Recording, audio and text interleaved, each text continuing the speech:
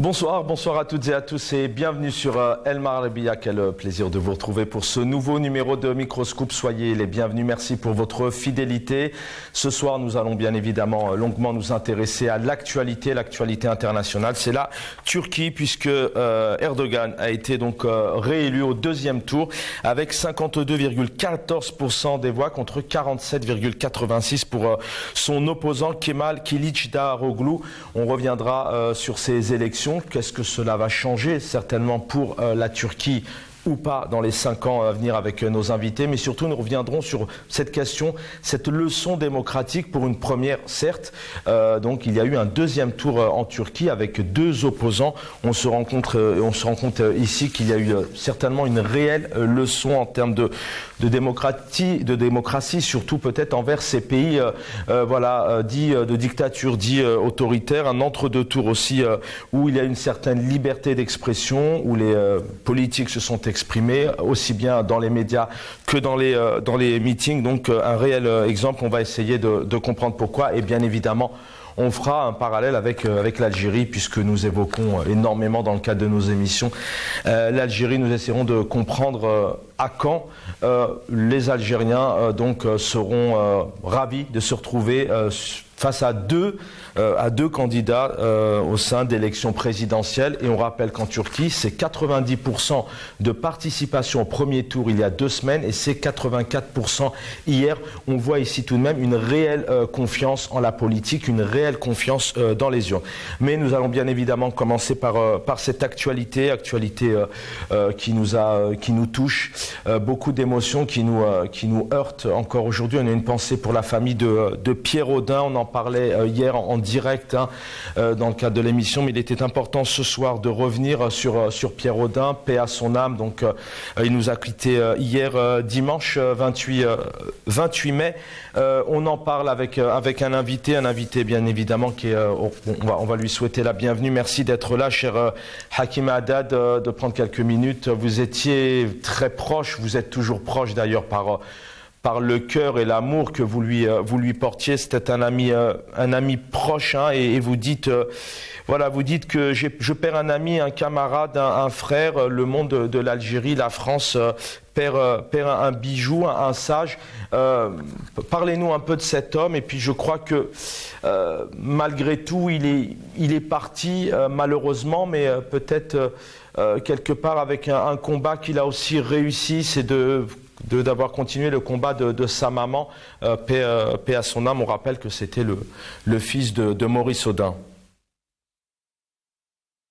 Oui, salam alaikum Zulfilaoun, et bonsoir à tout le monde, bonsoir à toutes et à tous. Et merci El Marabiya, merci Shaban Qassi de réserver un moment à Pierre Odin, qui n'est pas peu, effectivement, dans l'histoire en particulier, bien sûr, de l'Algérie, mais aussi de la France.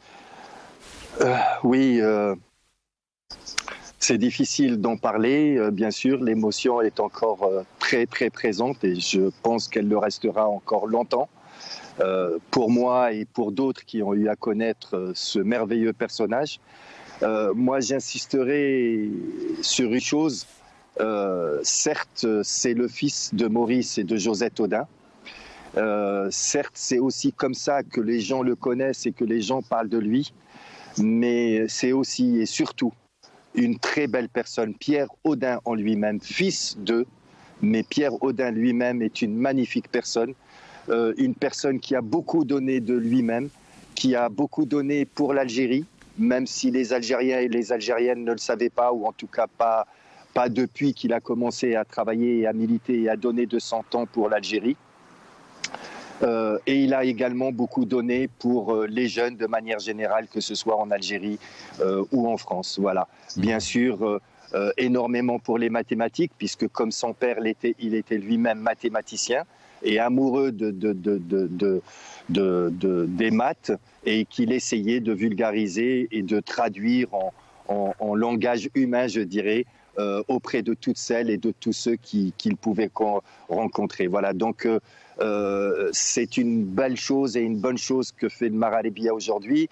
Vraiment, je vous en salue de donner un temps pour Pierre Odin, parce que au-delà de la personne qui est le fils de Maurice et de Josette Audin, oui, c'est lui-même un militant, c'est lui-même une personne engagée, c'est lui-même une personne qui a donné de son temps, une magnifique personne, une personne très discrète, très effacée, d'ailleurs comme son départ de cette terre, voilà, qui s'est passé de manière très discrète.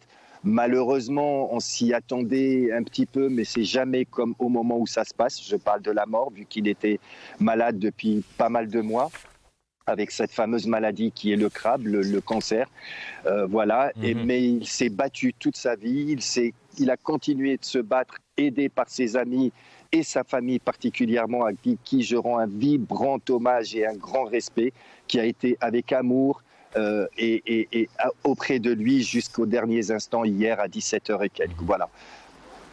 On a une pensée pour sa femme, ses enfants. Restez avec nous, Hakim Haddad. On va l'écouter justement. Effectivement, on le présente bien sûr comme le fils de Maurice et Josette Audin, mais ce n'est pas pour rien, c'est qu'il a continué ses valeurs de militantisme. C'était un homme, donc c'est vrai, humble, mais par ses mots, par ses actions, il a suivi le Hirak, il a fait des dizaines de rassemblements, des dizaines de meetings. Il attendait aussi son passeport. Vous allez nous en parler dans un instant, son passeport algérien avec impatience, et il a réussi, avant de nous quitter, paix à son âme, de se rendre en Algérie et d'inaugurer notamment la statue de son papa. On l'écoute ici, vous allez voir, il est clair sur la liberté d'expression, la liberté de la presse, sur une réelle indépendance en Algérie. Comme par exemple rappeler que des gens comme mon père, ma mère et beaucoup d'autres moudjahidines ou shuhada ont participé à la guerre d'indépendance, à la guerre de libération, pour construire une Algérie qu'ils souhaitaient plurielle, multiculturelle, fraternelle, on pourrait dire presque une Algérie, une république algérienne démocratique et populaire, comme c'est marqué sur mon passeport vert. Donc on aurait pu espérer que l'Algérie soit première pour la liberté de la presse, première pour la liberté d'opinion, première pour la liberté et pour les droits de l'homme en général. Et malheureusement, c'est pas le cas. Et je pense qu'il y a encore donc beaucoup à faire. Et je suis obligé de le dire. Quelles que soient toutes les amitiés que je puisse avoir, je suis bien obligé de constater que non, ça va pas.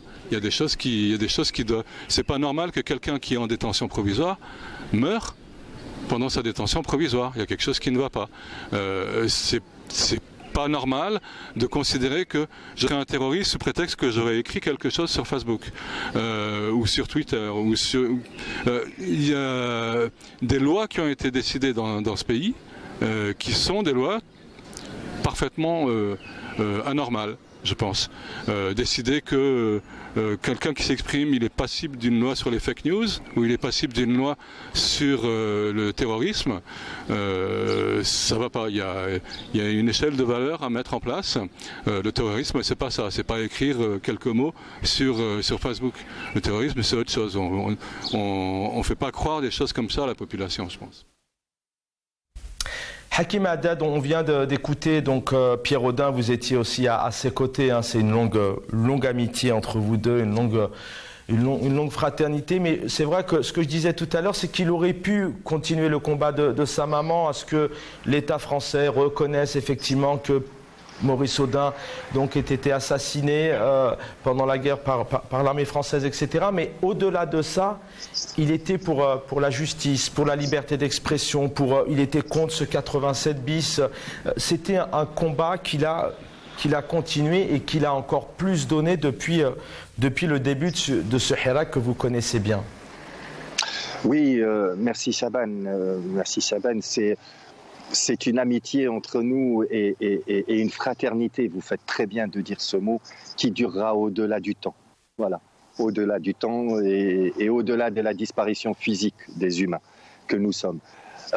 Pour en revenir à ce que vous dites, oui, c'est très important. Donc d'abord, effectivement, il a continué, il a mené d'abord avec sa maman, Josette, avec sa sœur, Michel, qui est encore vivante, plus âgé que lui, et avec les membres d'une association qui s'appelle l'association Josette et Maurice Audin, ils ont continué à travailler et à militer et à revendiquer la vérité et la justice pour Maurice Audin, bien sûr, mais aussi pour toutes et tous les disparus pendant la guerre d'indépendance algérienne et pendant surtout en particulier là où il y a eu le plus de disparus, je mets des guillemets à disparus, en l'occurrence pendant cette période qu'ils appellent, là aussi je mets des guillemets, la bataille d'Alger. Donc il a effectivement toujours milité avec sa maman et d'autres personnes dont les membres de cette association AJMA, Association Josette et Maurice Audin, et j'y reviendrai après, voilà, et il a continué, et oui, il a engrangé, que ce soit lui ou les autres membres, sur cette question, une victoire, des victoires, en l'occurrence en France, après avoir fait reconnaître, parce qu'il ne l'a pas fait pour les yeux des Audins, Monsieur Macron, il l'a fait parce qu'il a été amené à le faire, parce qu'il a été poussé à le faire après des années de pression militante, etc. Il avait reconnu qu'effectivement, Maurice Audin a été tué et que c'était une pratique courante. Donc cela veut dire qu'il ne parlait pas, Monsieur Macron en l'occurrence, que de Maurice Audin, mais il a insinué également que d'autres personnes avaient été kidnappées. Donc c'est une vraie victoire, tant pour la reconnaissance et la vérité et la justice pour Maurice Audin. Nous avons la vérité, nous n'avons pas encore la justice pour Maurice Audin, mais aussi pour d'autres personnes qui ont eu à subir le même sort, et il y en a malheureusement des milliers, femmes et hommes. Mais le Hirak, il était présent aussi. Mais c'est quelqu'un qui a aussi obligé, d'une certaine manière, l'Algérie à faire ce qu'elle devait faire. Parce que vous parliez justement à juste titre, et c'était il y a exactement un an, aujourd'hui même, le lendemain de sa mort, aujourd'hui même, il y a un an, il inaugurait le buste, et non pas la place, le buste de son père, de son papa, Maurice Audin, sur la dite place de Maurice Audin à Alger, place qui avait été nommée Maurice Audin, mais qui n'avait jamais, en 1963, été inaugurée. Donc, on peut dire que aussi, il a mis devant l'État algérien, devant ses responsabilités, à l'obliger à reconnaître officiellement la place Maurice Audin à Alger, au centre d'Alger, ainsi que le buste. Ensuite, effectivement, vous avez à juste titre parlé de son investissement. C'est quelqu'un de très, très discret, de très effacé et de très humble, parce que aussi, entre autres, c'était son caractère, et ce n'est pas facile d'être le fils de Maurice et de Josette Audin, mais il a toujours continué à rêver de ce pourquoi, pour l'Algérie, pour laquelle se sont sacrifiés, se sont battus ses parents et tant d'autres personnes, qu'ils soient algériens ou qu'ils soient, il le dit lui-même, ou qu'ils soient non algériens à l'origine. Voilà, une Algérie fraternelle, et donc oui, il s'est pleinement reconnu dans le Hirak dès le début, depuis février 2019. Il a participé à une multitude de rassemblements, particulièrement bien sûr à Paris, à la place de la République, et puis surtout, et il n'a pas arrêté et il n'a pas cessé jusqu'à quelques jours avant sa mort, de militer et de travailler et d'interpeller les autorités algériennes et d'amener son soutien et sa solidarité aux détenus d'opinion, qui croupissent encore dans les geôles. Et la dernière en date, c'est la signature le 11 mai, d'une pétition pour la libération des journalistes, en l'occurrence des journalistes emprisonnés en Algérie, le Qadi Ihsan, mais pas seulement. Voilà. Et sa participation, malgré son état de santé très pas du tout bonne, très affaibli, très affaibli malheureusement. Il a quand même tenu à venir avec son épouse Lynn, que je saluerai jamais assez, au rassemblement qui a eu lieu à Paris, en hommage et en solidarité à Al-Qadi Ihsan et à tous les journalistes et détenus d'opinion emprisonnés en Algérie. Donc oui, il s'est battu et jusqu'à la dernière seconde pour la reconnaissance, pour son papa et les autres disparus, enlevés, disparus, torturés et assassinés du temps de la guerre d'Algérie. Mais c'est aussi un enfant de l'Algérie indépendante, et c'est un enfant qui voulait voir son pays démocratique, ouvert, comme il l'a dit. Voilà. Et c'est à ce double titre qu'on doit lui reconnaître tout ce que nous avons à lui reconnaître. Merci Hakim Haddad, il a réussi à s'y rendre, à avoir ce passeport. a inauguré le buste de son papa, mais effectivement, il attendait, il attend encore, et voilà, il rêvait aussi d'une autre Algérie, l'Algérie dont rêvait son papa, qui a donc combattu un anti-colonialiste. Merci Hakim Haddad d'avoir été avec nous, voilà, pour évoquer sa mémoire. On ne pouvait pas ne pas vous inviter, et je rappelle que Pierre Audin a longtemps participé à nos émissions, et on l'a écouté il y a quelques minutes dans Thadient avec Nasser Djoudi, qu'il avait reçu il y a quelques semaines, et vous l'avez vu à l'antenne affaibli, mais malgré ça, il continuait son combat dans les deux sens pour le peuple algérien et pour lui et sa famille. Paix à son âme. Merci Hakim Haddad, à bientôt.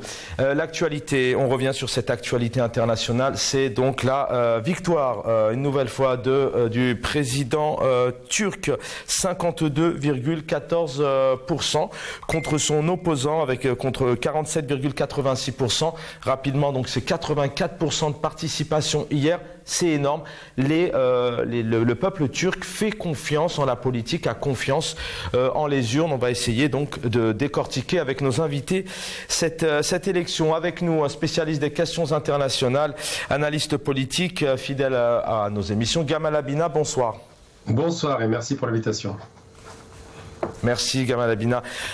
On devrait avoir le plaisir d'accueillir Bahri Sezour. J'espère que je n'écorche pas votre nom et prénom, directeur général de Radio Kardesh et Card TV. Bonsoir.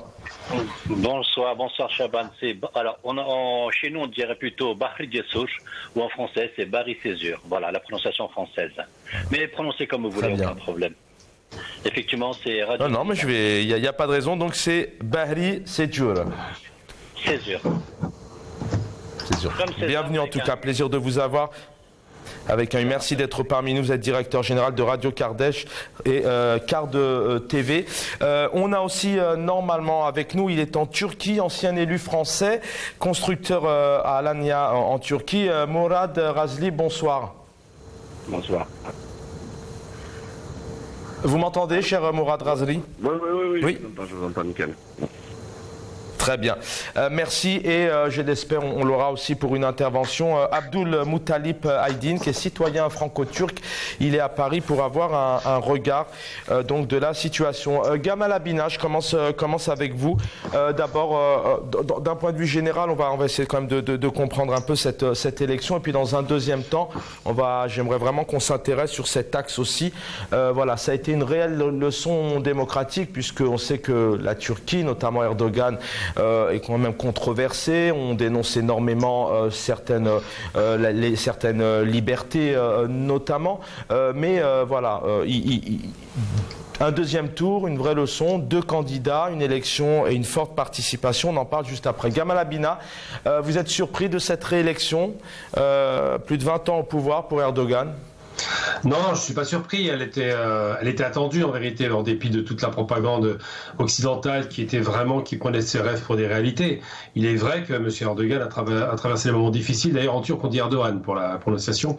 A traversé les moments difficiles qui sont liés d'abord à la tentative d'assassinat qu'il a subi en 2016, le 15 juillet 2016. On a essayé de lui faire un coup d'État qui est indirectement commandité par les États-Unis, même s'ils ne le disent pas, parce qu'ils parlent des Goulen, mais bon, je pense que c'est surtout, il vit aux États-Unis, une volonté d'écarter du pouvoir. Ensuite, et surtout parce que la monnaie turque a été très lourdement attaquée.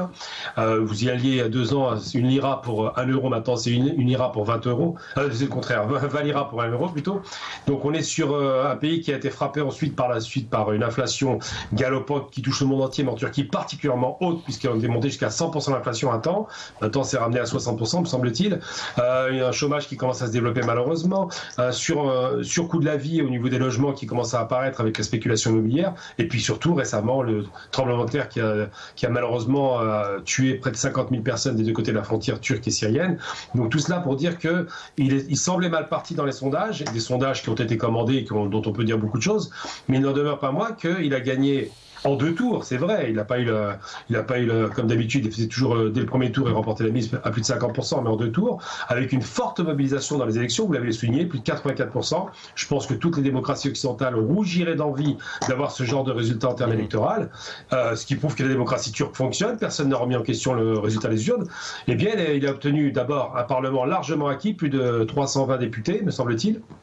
Donc déjà une victoire sur le plan parlementaire en 1 tour, et cette élection présidentielle en 2 tours qui l'a un peu ralenti, c'est vrai, puisqu'il n'a pas obtenu tout de suite la victoire, mais il l'a obtenu de façon cinglante, puisqu'il a plus de 52% des voix. J'avais estimé d'ailleurs, même avant le résultat hier, qu'il emporterait entre 52 et 54%, puisqu'il y avait eu un report de voix du 3e candidat.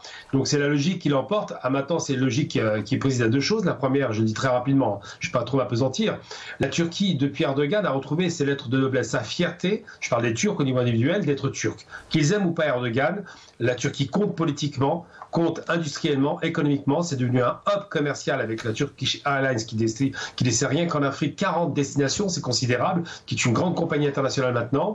La Turquie est devenue un acteur économique essentiel puisqu'il fait partie des 20 premières puissances économiques mondiales, industriel. Vous allez en Turquie, vous mangez, fabriquez, produisez turc. C'est devenu vraiment un pays exportateur. La Turquie a, ces dernières années, essayé de tenter une sortie de ses frontières politiques avec l'intervention dans les différents pays arabes par rapport aux révolutions arabes, puisque essentiellement Erdogan, ses frères musulmans, il essaie d'influencer cela. Aujourd'hui, ils sont revenus dans la frontière, c'est très bien. Mais surtout, la Turquie, c'est l'idée de se dire qu'un grand empire, l'Empire ottoman devenu par Mustafa Kemal, la petite Turquie malheureusement, aujourd'hui redevient grande Turquie. Et les Turcs ont plus voté pour la grandeur de la Turquie que pour un résultat économique qui était en berne, même si pendant 20 ans la Turquie a bénéficié d'une grande croissance économique. Ces 4 dernières années, ça n'a pas été glorieux. Et bien Erdogan a bénéficié de cette image. On n'a pas voté pour son parti nécessairement, l'AKP, qui est en plus allié avec un autre parti. On a surtout voté pour un homme qui a montré que la Turquie pouvait redresser le nez.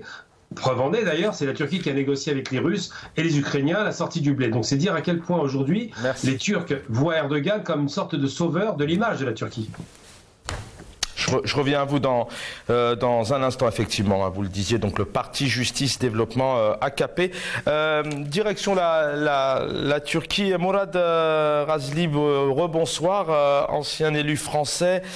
Vous êtes en Turquie actuellement. Je rappelle que vous êtes aussi d'origine algérienne, si je ne me trompe pas, puisqu'on va aussi se poser cette question un peu, la différence entre les deux pays. Mourad Razli, en Turquie, cette victoire, elle était... Sincèrement, elle était tant attendue. Et puis vous me disiez aussi au téléphone hier que malgré un peu la propagande et effectivement la presse française, mais européenne, occidentale, il n'y a pas été de main morte contre Erdogan. Mais en tout cas, il est réélu. Non, c'est encore pire que ça. Il y a eu carrément des mensonges. Il y a eu carrément une propagande. Elle a toujours été l'anti-Erdogan, premier, l'islamiste, le sultan, les qualificatifs ne le montrent pas, l'autocrate, etc. Ils jubilaient tous avant le premier tour, donnant, c'est même pas des sondages, c'est de la magouille. Ils donnaient 10 points son opposant Kılıçdaroğlu devant lui, et au final, on a vu le résultat. Tant sur le premier tour. Là aussi, vous vous rendez compte, ils ont divisé la Turquie en deux. Le mec, il est sortant, il fait 49,50 au premier tour. Aucun candidat français au premier tour ne dépasse les 30%. Et si on prend la France, si la Turquie a été divisée en deux, la France est divisée en 7. Macron 28, la Blonde 23, 24, Mélenchon 22, après Zemmour à 7, etc. Après Jadot et compagnie. Donc voilà, c'est toujours on a, pareil, oui, il a toujours gagné au premier tour, mais ce qui est faux, à l'élection présidentielle, il y a eu le référendum pour avoir un régime présidentiel en 2014. Donc c'est faux, avant il était Premier ministre, il n'est pas président depuis 20 ans. Avant, le président c'était un peu une plante verte, comme il peut avoir dans certains pays, comme l'Allemagne, etc. Donc déjà même sur les institutions, il raconte des salades. Il a été Premier ministre, voilà, avant. Et chef du gouvernement, oui, à la tête du pays. Mais sauf parce qu'on était sur un régime parlementaire. Le peuple turc a fait un référendum, à 55% a dit on est pour le régime présidentiel, comme nous en France avec la 5e République. Sauf que quand nous en France... Vous qui avez été longtemps élu français, et puis vous êtes populaire, c'est populaire en France pour votre implication en politique, entre autres. Comment vous expliquez effectivement ce fort taux de participation? Effectivement, le Gamal Abina le disait un instant, il y a beaucoup de pays comme la France par exemple, se réjouirait demain d'avoir 84% de participation sur une présidentielle. Est-ce qu'on peut parler d'une vraie leçon de démocratie? Ça, c'était le deuxième tour. Au premier tour, il y a eu 90%. On est d'accord. Oui, bien sûr. C'est pas la même. Vous l'expliquez comment? Simplement, c'est que le problème, c'est qu'il y a tellement de mensonges et des fake news qui sont autour de la Turquie qui ne savent pas que la Turquie, c'est un pays qui vit bien sa démocratie, puisqu'il y a plus de partis politiques en Turquie qu'en France. Donc déjà, ça existe. L'alliance qui avait été faite d'une partie de l'opposition, etc., mais Erdogan, il a ses alliés, il y a un parti kurde, pareil, on dit oui, l'anti-kurde. L'anti-kurde, rien du tout. Une bonne partie des Kurdes votent Erdogan parce que ce sont des musulmans, etc. Et le parti Ouda, c'est un parti kurde, etc. Il y a bien sûr alors pareil, ils disent les nationalistes, mais tous les Turcs sont nationalistes. En fait, ils ne sont pas nationalistes, ils sont patriotes. Voilà. Et quand l'Europe a misé sur son opposant, quand les Américains ont misé sur l'opposant, Biden, il a envoyé le conseiller de communication d'Obama pour le soutenir, etc. Les Turcs, et quand ils ont vu ça, ils ont fait le sens inverse. Ils ont amplifié la volonté aux Turcs de soutenir Erdogan. Que dire qu'il y a de l'inflation, tout ça? Non, il faut dire la vérité. Mais on a des augmentations de salaire. On a augmenté plus de 100% les salaires. L'inflation, c'est pas un problème si on augmente les salaires. Alors qu'en France, quand on a l'inflation, on nous annonce 6, alors que la réalité, elle est à 20, on augmente les salaires de 3%. C'est les Français qui souffrent. Mais le SMIC, en un an et demi, il est passé de 2008, 4005 à 8500 télé. Et il a dit encore qu'il va encore l'augmenter au mois de juillet. Donc, oui, l'inflation, elle est mondiale. La monnaie qui dévisse, ok, elle dévisse la monnaie. Mais de l'autre côté, il y a le salaire qui augmente. Donc, on est pénalisé sur l'import, mais sur l'exportation, du coup, la Turquie, elle n'arrête pas de battre des records. C'est ça qu'il faut dire. Tous les mois, la Turquie bat des records historiques d'exportation. C'était une politique. Je reviens à vous, Mourad. Je reviens à vous, Mourad Razli. Est avec nous, confrère Bahri Cézul, journaliste, directeur général de Radio Kardesh, Karde TV. D'abord, j'aimerais avoir votre réaction un peu sur cette réélection. C'est vrai qu'il n'a pas été président pendant 20 ans, mais c'est un homme de pouvoir qui était numéro 1. Il est président maintenant depuis quelques années, Erdogan. Il a été réélu, mais on lui reproche quand même certaines choses. Liberté d'expression, notamment les conditions des femmes, l'inflation, la gestion du tremblement de terre pour un dernier événement en date. Et on pense à toutes les familles qui sont touchées. Mais voilà, il a été réélu. Avoir d'abord une réaction là-dessus. Alors, la réaction que j'aimerais dire avant tout, c'est je suis surpris par la clairvoyance des invités, en l'occurrence donc Jamel et Mourad, que je connais, que je le salue d'ici. Franchement, je trouve qu'il y a une désinformation terrible qui se produit en France, et pas que contre les Turcs, mais aussi sur les Algériens ou autres, où tout ce qui vient du Moyen-Orient est toujours mal et pas bien, et on essaie toujours de nous imposer une façon de vivre à l'occidental, pardon. Et on oublie de voir que les Turcs, c'est des êtres humains comme les autres, qu'ils ont leur démocratie, leur savoir-faire. Et les Turcs aiment bien avoir un homme fort en tête dans l'État. Ils n'aiment pas avoir des personnes un peu par Macron, il ne serait jamais passé en Turquie. Et la raison pour laquelle Kılıçdaroğlu ne passe pas, c'est parce qu'il n'inspire pas la confiance que mériteraient, entre guillemets, les Turcs. J'aimerais juste dire la phrase d'un ami qui est un Algérien, ça tombe bien, qui s'appelle Zidane Koulit, qui est avocat. Il y a 6 ans de ça, il me dit les Turcs vont souffrir par l'économie du pays, parce que Erdogan va faire des réformes énormes. Et il ne faut pas oublier que plus tard, Erdogan va rentrer dans l'histoire comme Atatürk. Et en parlant d'Atatürk, nous on a la chance en tant que Turcs d'avoir un homme qui a donné un pays, la Turquie, c'est Mustafa Kemal Atatürk, qu'on l'aime ou qu'on l'aime pas, mais il a donné un pays aux Turcs. Et entre Mustafa Kemal Atatürk et aujourd'hui Recep Tayyip Erdogan, il y a eu un grand vide. Et le grand vide a été remplacé par Recep Tayyip Erdogan. C'est un très fin politique, il sait parfaitement manier donc la communication et le savoir-faire à l'occidental. Donc, il a donné donc les lettres de la noblesse à la Turquie. Alors, c'est vrai qu'il y a un grand débat qui a lieu entre la diaspora turque qui vit à l'étranger et les Turcs de Turquie qui reprochent aux Turcs de trop voter pour Erdogan et pas assez pour Kılıçdaroğlu qui représente donc le parti créé par Atatürk. Mais ce qu'ils ne savent pas, c'est que beaucoup de Turcs qui vivent à l'étranger ne se sentent plus représentés par le parti CHP, le CRET qui a été créé par Atatürk, parce qu'elle a perdu complètement les fondements de la pensée d'Atatürk. C'est pourquoi énormément de personnes, de Turcs, de franco-turcs, votent pour Erdogan. Et effectivement, vous l'avez souligné, la Turquie a donné vraiment une claque ottomane à l'Occident en disant voilà, vous nous avez traité comme disait tout à l'heure Morad et d'autres, comme quoi Erdogan c'était un fasciste, un dictateur, c'était le deuxième entre Poutine. Et on s'aperçoit que le peuple est derrière lui. Et hier soir encore, j'étais dans les rues de Montfermeil, dans la région parisienne, où j'ai publié des vidéos où on voyait les voitures, les hordes de voitures avec le drapeau, la fierté. Moi-même, je me suis présenté aux élections législatives en France. Moi, je suis le 2 juin dernier. Quelle tristesse les élections en France. Quelle tristesse. On peut rien faire. On peut même pas sortir le drapeau français. En Turquie, quand on assiste à des élections, c'est une fête nationale. C'est vrai que les gens ils se rentrent dedans, ils sont pas contents ou autre, mais ça donne envie de voter. Et ça explique les résultats de vote, 80%, 90%, alors qu'ici en France, c'est 30% des votants à peine. C'est incroyable, quoi. Donc effectivement, une crise de confiance. Oui, bien sûr, il y a une crise de confiance. En même temps, il y a un problème de représentativité. Les gens ne sont pas représentés en France par leurs représentants.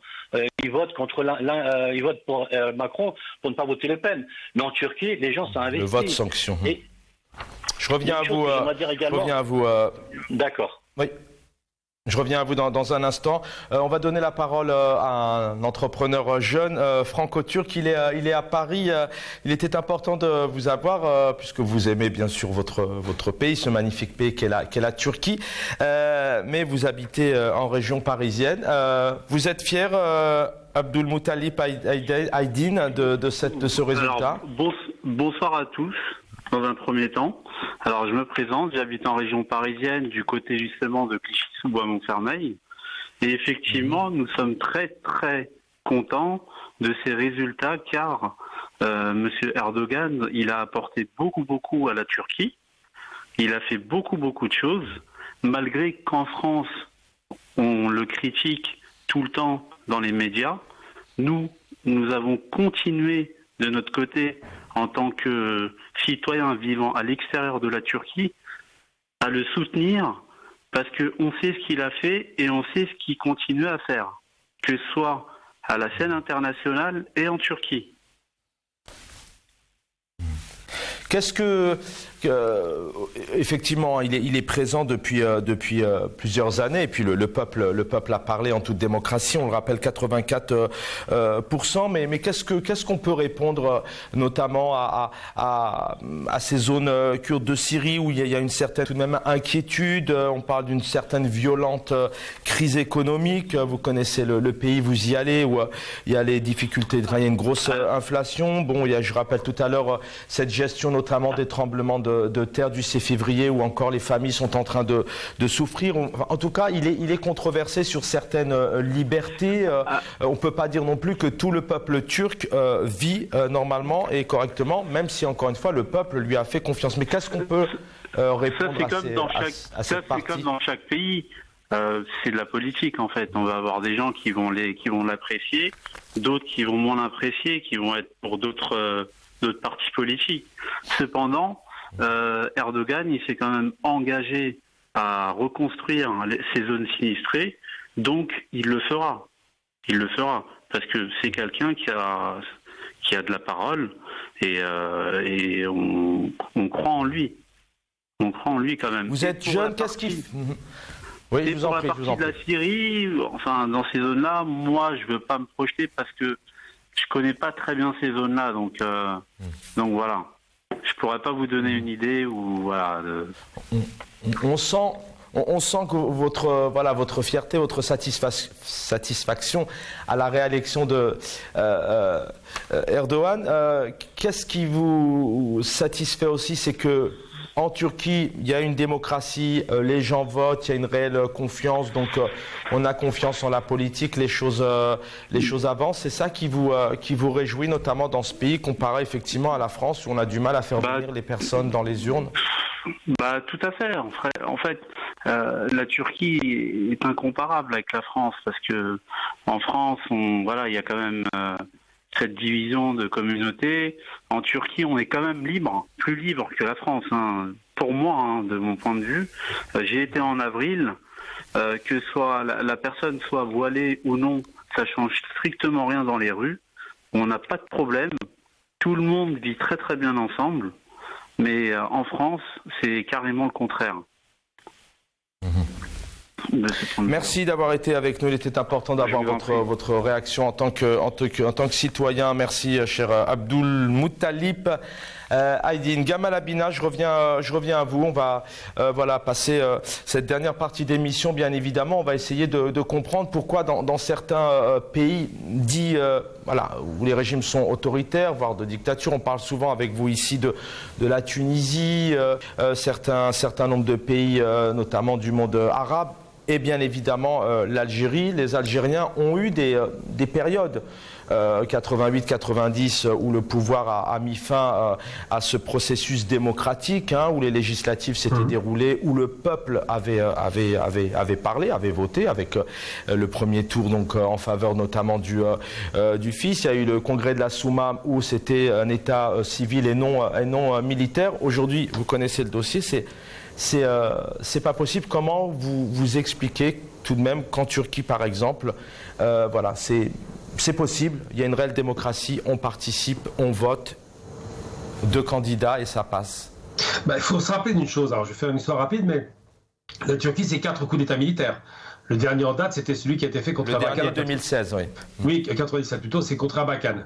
Donc il a failli, ils ont failli le tuer évidemment, et c'était déjà l'ancêtre de l'AKP. Erbakan qui était l'allié d'Erdogan, son père spirituel, qui a apporté beaucoup d'ailleurs sur le plan économique.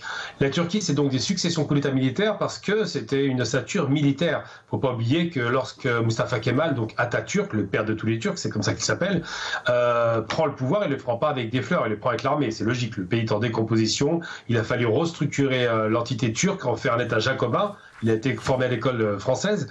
Et donc, la Turquie a été sauvée de cette destruction programmée par un homme qui est perçu par tous les Turcs comme étant le sauveur de la nation et le créateur de la nation moderne turque, qui faisait suite à l'Empire ottoman désagrégé. Et donc, pourquoi est-ce que ça fonctionne en Turquie? Parce qu'il y a quasiment 100 ans d'histoire quand même derrière nous. On parle du traité de Lausanne et de tous ces traités qui ont été signés contre la Turquie. Ce sont de Sèvres. C'est des traités qui sont de 1923, juste après l'effondrement de la Turquie qui a perdu la Première Guerre mondiale, alliée des Allemands à l'époque, et de l'Empire prusse. Alors pourquoi ça fonctionne? Parce que les Turcs d'abord, c'est un pays qui s'est développé, ensuite parce qu'ils se sont simplement éduqués, c'est une population très éduquée, on ne le sait pas, pas suffisamment, c'est un empire qui est très ancien, la Turquie, c'est un empire millénaire, et surtout c'est un pays qui a su prendre à la fois la tradition, c'est pour ça qu'on parle sous Erdogan d'islamo-nationalisme, c'est un nationalisme patriote de la Turquie et une tradition musulmane à qui ne tourne pas le dos. Erdogan est tellement ouvert que sa femme est d'origine arabe, parce que les gens lui reprochaient un temps, aujourd'hui on ne le fait plus. Erdogan n'a pas de problème avec ses multidimensions, c'est un homme qui est d'ailleurs ouvert, même on a oublié de le dire, c'était celui qui était le plus ouvert aux Kurdes, c'est lui qui a fait en sorte de faire la paix avec les Kurdes, contrairement à l'idée reçue en Occident, on veut faire croire que c'est le fossoyeur des Kurdes, c'est pas vrai. Et donc la question qui se pose aujourd'hui, c'est pourquoi est-ce que ce pays a su prendre les choses à bras le corps? Comme le dit Mourad Razli, d'ailleurs que je salue au passage, qu'on se connaît très bien, qui vit là-bas et qui est un amoureux de la Turquie indiscutable, là-dessus on ne peut pas le questionner. Il faut savoir que la Turquie a montré plusieurs exemples de réussite économique en 20 ans, qu'elle a montré un exemple de réussite politique, l'élection n'est même pas questionnée, tellement ça s'est bien fait, et surtout qu'elle a montré une maturité extraordinaire au moment du coup d'État de 2016, où on a tenté, une fois de plus par l'armée, de faire tomber la démocratie. Eh bien, c'est le peuple qui a agi, c'est le peuple qui est sorti dans la rue, il y a 200 martyrs tout de même, pas l'oublier, il faut avoir une pensée pour eux, et qui a dit non à la dictature, qui a dit nous voulons garder notre État de droit. Alors j'ai vécu un temps en Turquie. Juste rapidement, j'ai vécu... Je reviens à vous. Je voudrais juste, sur cette question importante qui fait partie vraiment des axes de la soirée, avoir aussi le retour de Mourad. Mourad Razali, je rappelle, vous êtes ancien élu en politique. Vous avez vraiment une bonne base d'expérience. Vous êtes actuellement en Turquie. Ce soir, cette comparaison avec ce peuple, bon, vous êtes au courant, vous connaissez le Hirak, c'est ce mouvement notamment du peuple algérien qui lutte tout de même depuis des années pour rêver tout de même d'avoir serait-ce que des élections. On est en Algérie il y a quelques mois, normalement, d'élections présidentielles. Aujourd'hui, c'est l'opacité, le flou, personne n'en parle. Le pouvoir fait comme si de rien n'était. Est-ce que vous pourriez nous apporter peut-être un moment de réflexion, d'analyse entre ces deux pouvoirs Comment serait-ce possible demain de voir une telle situation de rêve en politique, notamment en Algérie, avec une réelle élection, des candidats, un entre-deux tours? Déjà, on ne peut pas directement comparer. C'est important aussi de préciser que moi, j'ai les 3 nationalités, turque, algérienne et française. Je suis algérien de par mes parents et mon sang. Et je suis français de par le fait que je sois né et grandi en France, et turc d'adoption, etc. Donc déjà, il faut rétablir la vérité, il faut arrêter de dire des fake news concernant les sinistrés. Tous les experts internationaux ont été impressionnés, notamment les sauveteurs français, par la bonne gestion du tremblement de terre. On parle de 500 km de long. C'est Paris-Strasbourg ce qui s'est passé. Et aujourd'hui, il y a déjà des sinistrés. Les maisons en 3 mois ont été construites. Je vous défie en France de construire des maisons en 3 mois. Tout est pris en charge par l'État. Non, mais il faut le dire tout ça. Il n'y a personne qui dort dans la rue. Tous les gens, moi à Lannion, on a 30 000 sinistrés dans les hôtels, etc. Ils ont mis les gens aussi dans les universités. Il n'y a personne qui dort dehors. Ceux qui veulent louer dans le privé, c'est l'État qui leur donne de l'argent pour payer leur loyer. Personne crève de faim. On n'a pas de SDF comme en France où on en a 500 000. Donc c'est important de le dire. Et c'est grâce à la région où ils ont été tapés par le sinistre qu'Erdogan y gagne. Parce qu'il a fait des scores monstrueux. Des 60-70%, il a fait dans ces zones-là. C'est vrai que c'est un paradoxe, c'est vrai. Oui. Ça, je vous l'accorde. Alors peut-être... Les gens n'étaient pas contents, ils étaient à la rue, ils n'auraient pas voté pour lui. Il faut dire aussi une chose, c'est que l'Occident était contre Erdogan parce que c'est un musulman, parce qu'il est musulman dans sa politique, dans son comportement, etc. Et on a vu à Al-Aqsa, à Palestine, on a vu au Liban, on a vu au Qatar, on a vu dans les pays musulmans, et même en Algérie, les populaires Erdogan. On a beaucoup d'Algériens. Voilà. Moi, 70% des gens qui sont avec moi, c'est des gens qui sont algériens. Donc voilà. Alors qu'est-ce qu'il faudrait? Je suis désolé, comme le temps avance vraiment très vite, il était important. L'Algérie, c'est compliqué. L'Algérie, on est encore... Erdogan, lui, il a mis en 2007 l'armée dans les casernes. L'Algérie, il faut qu'elle arrive à couper ce lien avec l'armée. L'Algérie, c'est un jeune pays. C'est un pays qui sort d'une colonisation. La Turquie, elle n'a pas été colonisée. Moi, je souhaite le meilleur. Bien sûr que je suis triste. Il y en a plein. Il me dit, Mourad Kassé, que tu viens militer en Algérie, tu veux faire quoi? C'est compliqué, l'Algérie. Bien sûr que je veux un pluralisme politique. Il faut arrêter chaque fois qu'on nous dit c'est le FLN. Ok, très bien, merci au FELAGA, merci au FLN. Maintenant, il faut arriver à une pluralité politique. Il faut l'émergence de partis politiques avec des... Qu'est-ce qui bloque en Algérie, selon vous? Vous qui êtes un homme de politique, politisé depuis des années, qu'est-ce qui bloque? C'est cette place de l'armée importante dans toutes les institutions, avec ce parti unique, avec une assemblée algérienne dont on ne voit personne. Il faut et les Algériens ils boutent chaque fois les urnes. Ils se mobilisent pas parce que il faut vraiment que l'Algérie passe à une étape suivante et que crée alors il faut des gens de gauche, il faut des gens de droite, il faut des patriotes, il faut un peu de tout. Il faut un pluralisme politique, mais surtout avec un projet économique. On ne peut pas avoir aujourd'hui, c'est un mix, ça ni queue ni tête ce qui se passe en Algérie sur le plan économique. Comment on veut développer un pays si on ferme la frontière aux investisseurs? Mais c'est pas possible.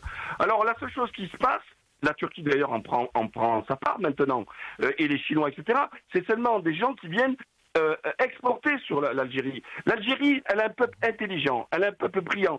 Regardez rien que le journalisme, ils savent mieux écrire le français que les journalistes français. Il y a tout, mais moi ça me fait mal au cœur de voir ces ingénieurs enrichir le Canada, les États-Unis. Le drapeau algérien, on le voit de partout dans le monde entier. Tous les cerveaux s'en vont. Les médecins, la France a dit, s'il n'y avait pas les médecins algériens, la France, elle n'aurait pas pu passer le Covid. Pourquoi on fait ça? Pourquoi tant de richesses intellectuelles? On manque de rien, c'est un pays qui n'est pas endetté, il a zéro dette, il y a de l'argent avec les richesses naturelles. En Turquie, on n'a que des noisettes, la Turquie, elle n'a rien. Erdogan, en 20 ans, il a fait la 16e puissance économique mondiale, et quand il a pris le pouvoir, ils étaient sous curatelle du FMI, 35 milliards d'empruntés. Donc, moi, c'est comme un enfant doué, c'est comme un enfant gâté qui se bat pas. Donc c'est quoi? Faudrait que le président algérien ouvre le champ politique, le champ médiatique, que les gens puissent s'exprimer pour inviter. Donc d'après les retours que j'ai, beaucoup de gens, ils me disent, ils n'étaient pas pour Tebboune, mais il met pas mal de gens en prison, la justice commence à refonctionner, parce qu'il faut parler de la justice et tout ça, hein, c'est aussi folklorique, hein, tous ces trucs-là. Hein. Donc, moi, je peux pas le discréditer parce qu'on change pas les choses en 1 an ou en 2 ans ou etc. Honnêtement, je peux pas lui faire ce procès-là. L'Algérie, elle est gangrénée par la corruption. Elle est gangrénée, mais là, le moins de permis de construire, il faut payer. Le moins de trucs, il faut payer, des bakchiches, etc., etc. Donc, Erdogan... Merci, cher. Seulement pour terminer, Erdogan, par exemple, ça, c'est une solution que je peux donner. Erdogan, quand le pays était corrompu, les gendarmes, ils vous donnaient un bakchich, ils vous laissaient passer. Qu'est-ce qu'il a fait? Il a augmenté les salaires des fonctionnaires. Comment voulez-vous qu'un fonctionnaire ne prenne pas un bakchich si vous le payez 100 € par mois? Non mais, à un moment donné, l'État est hypocrite. Il faut payer les gens correctement et leur dire, si tu touches, je te coupe la main. Voilà ce qu'il faut faire en Algérie aussi. Et pas que merci Mourad, merci. On pense chaque fois à dire, ah ben moi aussi ça m'arrange de temps en temps de donner un bakchich pour avancer. Voilà. Mourad Razli de Turquie, merci. On aura le plaisir de se retrouver. Le temps a passé vite. Voilà, j'avais encore pas mal de choses à voir avec vous. Ancien élu français, aujourd'hui donc entrepreneur à Alanya en Turquie. Avec nous, confrère directeur donc général de la radio Kardeş TV. On va terminer l'émission avec vous, Gamal Abina.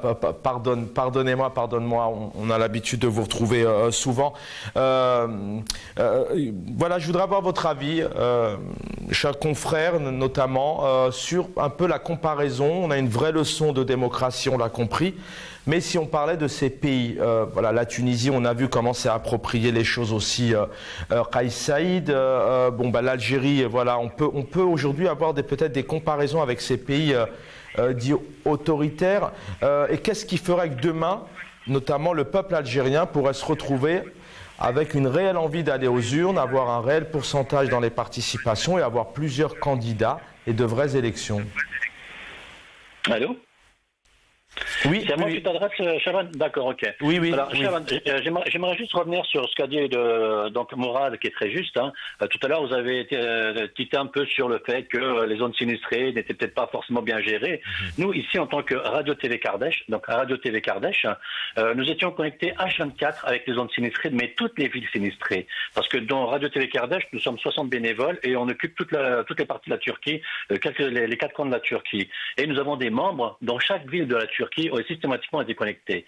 Et ce qui est incroyable, c'est que ce que l'on entendait dans les médias en France mais ne correspondait pas du tout avec la réalité. À chaque fois, on nous disait qu'il y avait un problème là-bas, les gens ils n'avaient pas à manger, ils n'avaient pas à boire. Et quand on était connecté avec eux, on voyait que les gens étaient dans les tentes, ils étaient chauffés, ça se passait très très bien. Et d'ailleurs, aujourd'hui, si les élections, la majeure partie des gens qui sont sinistrés ont voté pour Erdogan, s'il y a bien une raison, on ne va pas voter pour quelqu'un qui nous a maltraités. C'est ce que disait Mourad, effectivement. Je vous laisse vraiment réagir. Il nous reste 2 minutes un peu sur ces pouvoirs, ces régimes autoritaires, notamment dans le monde arabe. Il y en a plein, on ne va pas se le cacher. Non. Je suis pas d'accord avec vous. C'est pas des régimes autoritaires. Ce sont des régimes qui ont une poigne de fer, dans un gant de velours, comme dirait Dr Thatcher. C'est-à-dire les pays de chez nous. les pays de chez nous, du Maghreb, les musulmans, on a besoin d'avoir un homme fort à la tête. On a besoin qu'il sache se tenir les rênes.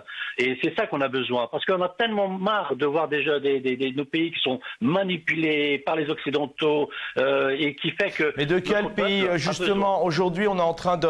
Je m'excuse auprès de mes confrères, on va prendre 2 minutes, c'est intéressant ce que vous dites. Alors, c'est bien beau d'avoir de la poigne, mais quand on voit ce qui se passe, par exemple, en Algérie, même si vous vous intéressez beaucoup à la Turquie, en tant que journaliste, vous connaissez le problème. Il n'y a pas de champ médiatique, il n'y a pas de participation, il y a un seul candidat, les gens n'ont pas envie de voter, il y a une justice tout de même quand même qui est très controversée. Ça ne s'appelle pas de la poigne. Non, non. Si. Alors là, je veux dire, c'est-à-dire qu'il faut quand même à un moment donné que le peuple prenne ses responsabilités. Est-ce que les Français, pour faire la révolution, ont eu besoin d'étrangers? Ils se sont levés comme un bonhomme, ils ont fait leur révolution. Quand on a voulu tuer le président Erdogan, est-ce que les Turcs ont demandé à l'aide aux autres? Non, ils se sont levés comme un bonhomme. C'est ce que font les Algériens depuis 4 ans tout de même. Hein. Ils sont sortis, vous l'avez vu. Vous l'avez suivi. Bien sûr. Mais nos frères algériens, bien entendu, dans la radio TV Kardesh, nous avons des Algériens qui sont avec nous, on fait des émissions avec eux. Bien sûr, ça me désole de voir un pays comme l'Algérie, qui est un pays, comme disait Mourad Ghazli, qui est nous avec des cacahuètes, effectivement, des noisettes, vous avez une richesse terrible. Et on est en train de traîner ça traîne parce que certainement... C'est quoi qui bouge en Algérie? C'est la présence de l'armée un peu partout. Pourquoi est-ce qu'à un moment donné, on a vu ce Hirak, les gens ont pris... Je ne peux pas vous dire, mais ce que je veux dire par là, c'est qu'un pays doit être souverain de son territoire. Et je pense que l'Algérie n'est pas souveraine de son territoire. Et il y a beaucoup de... Peut-être que la France a encore une trop grande mainmise sur l'Algérie ou sur les gens qui la dirigent. Mais à un moment donné, il faut savoir dire stop. Il faut que chaque personne, chaque peuple algérien, et je sais que vous êtes très valeureux, très courageux, vous êtes capable de le faire, comme nous on est capable de le faire, de se coucher sous les tanks pour défendre la démocratie, vous êtes capable de vous soulever et de dire voilà, nous aussi on veut notre liberté, nous on veut notre pays, même si c'est un dictateur comme nos pays, ce ne sera notre dictateur, c'est nous qui avons décidé de mettre ce dictateur, comme nous on le fait avec la Turquie, parce qu'on nous explique que Erdogan est un dictateur, eh ben, je dois dire au monde entier que voilà, moi j'étais pas très pro-Erdogan à la base. Aujourd'hui, j'ai dit, on est fiers d'avoir un dictateur comme il est représenté aux Européens par l'Europe, parce que cet homme-là fait pour la Turquie. Cet homme fait qu'aujourd'hui on a des hôpitaux. Cet homme fait que les gens ils ont de quoi dormir. Même ma nièce, à cause pour les tremblements de terre, qui était à Alantalia, qui étudiait là-bas, ils ont fermé toutes les écoles qui font du télétravail pour donner de la place aux sinistrés. Voilà, c'est un homme qui s'occupe de son peuple. Je dis bravo. J'espère que vous aussi vous allez avoir un homme fort comme ça. Et ce qui me fait peur, c'est que quelque part, si à la place de Kılıçdaroğlu, il y avait quelqu'un d'autre qui était venu, je pense que peut-être il aurait pu gagner les élections, mais Kılıçdaroğlu, non, ça passait pas. Merci, cher Bahri Sezour, d'avoir été avec nous, directeur général de Radio Kardesh, Card TV, qu'on peut retrouver bien évidemment. Je vous invite à vous suivre aussi sur les réseaux sociaux. Gamal Abina, merci cher ami, cher confrère, on a l'habitude de se voir et voilà, vous n'avez pas eu un temps de parole comme tout le monde ce soir, mais voilà, il était important aussi d'avoir nos confrères, notamment un peu spécialisés dans le domaine, et puis Abdul Moutalib Aydin, franco-turc, et puis Mourad Razli qui est en Turquie, qui est intervenu, et bien évidemment, clin d'œil à Hakim Haddad, on pense à la famille de Pierre Audin. Bonne soirée à tous dans quelques instants. Normalement, l'édito de Jamaldine Benchenouf et El Omr juste derrière.